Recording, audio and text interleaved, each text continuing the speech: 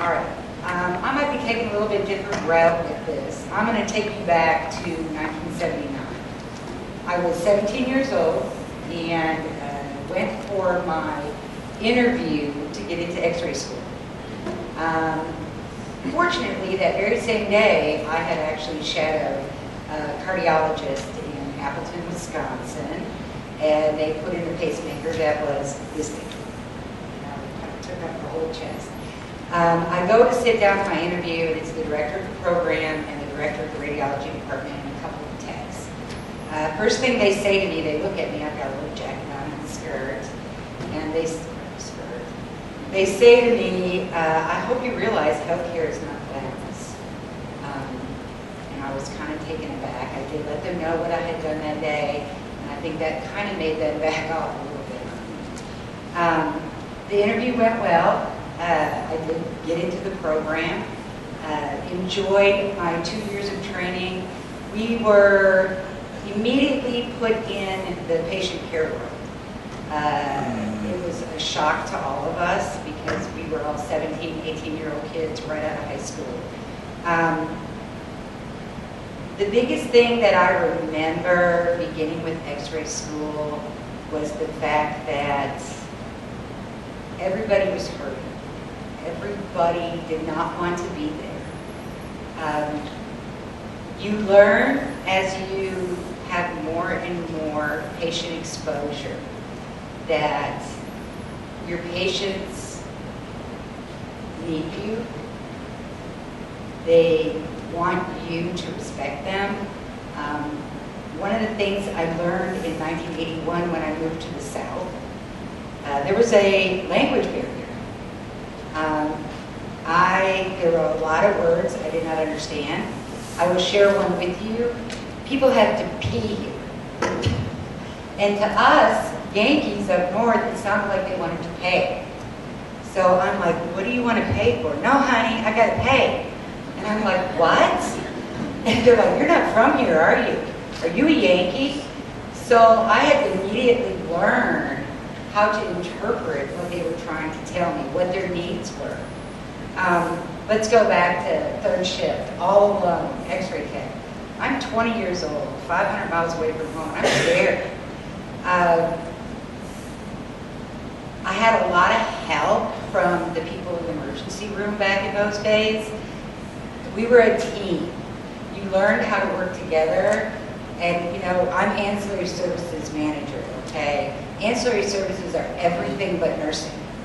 And over the weekend, I learned that healthcare has an entire different realm than just going in and x-raying my patient. My son-in-law was ordained as a chaplain. He is a third shift chaplain at UK Medical Center. And when they came up and gave him his charge, it was very interesting to hear exactly what he has to deal with. And what you all, when you choose healthcare as your career, are going to have to deal with. You've got the sick, you've got the dying, you've got the family members. And then one thing you cannot forget is you have your coworkers. I think we tend to forget each other, our customers also. You will learn as you go on those people that you can call honey or sweetie, but please don't take for granted, don't ever have that in your terminology when you're dealing with patients until you become really experienced and you can read those patients. It's very important to be compassionate and kind and caring, but you always have to be respectful to that patient, to that patient's family, and to your coworkers. You want to be looked at as reliable. You want to be able to have your superiors see you as that healthcare worker that is there not only for the patient, but for your coworkers and for your administration. You always want to portray your company that you're working for as number one. You know, I'm with One Health, and we have a mantra, not a motto. Our patient experience is very important. Every patient, every time. And I kind of wish we could add in there every patient, every customer, every time.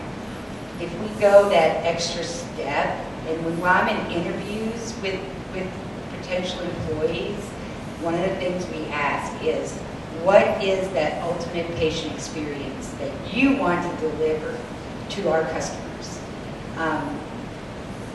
In today's healthcare, you have to look at your patients as your clients or your customers, and you extend that to their family, and you extend it to your coworkers. You know, I like to say, there's the touch, just that I touch a lot, probably too much, but that touch on the shoulder, that touch on the hand. And in your interviews, please, this is a little off subject, shake hands. Shake hands like you are happy to meet them, that you are there. I think that is very important. I tend to immediately draw the conclusion if I get a low handshake that they're not that interested. So just remember, I know that's off subject. So let's go to touch, your tone, and kindness, but always keep that heart of professionalism in your interview, in your day-to-day with your patients, in dealing with the public. Is very, very, very important to always keep that level of professionalism up here. If you go somewhere else, a different part of the country, anything like that, accept their way of life. I came here with 3 other techs, and the 3 of them, I mean, I've been here since 1981, and they left in 81, 82, and 83. And they had a hard time dealing with the language barrier, with the social barrier. So always keep in mind that anywhere you go, it's not going to be like you grew up. Your career that you're choosing in healthcare, never think of it as a paycheck. You have made a life choice. I look back on my career starting out as an x-ray tech, 3rd shift, moving on to day shift, learning, ultrasound, all these different realms, and then finally getting into management.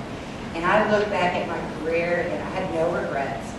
And today I'm a leader, and I never call myself a boss, because a leader pushes up their sleeves, works with them side by side, and leads by example. A boss just leans over and tells you what to do. So in your adventure in healthcare, be kind, be respectful, remember your coworkers, and always keep that level of professionalism as high as you can.